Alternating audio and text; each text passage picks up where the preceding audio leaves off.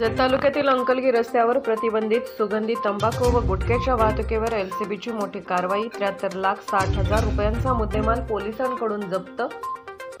Police अधीक्षक संदीप घुगे व अपर police अधीक्षक रितू खोकर यांच्या सूचनेनुसार जत तालुक्यातील अंकलगी उटकी रस्त्यावर स्थानिक गुन्हे अन्वेषण शाखेच्या पोलिसांनी प्रतिबंधित सुगंधी तंबाखू आणि गुटख्याच्या वाहतुकीवर मोठी कारवाई करत तब्बल 73,60,000 रुपयांचा मुद्देमाल पोलिसांनी जप्त केला आहे।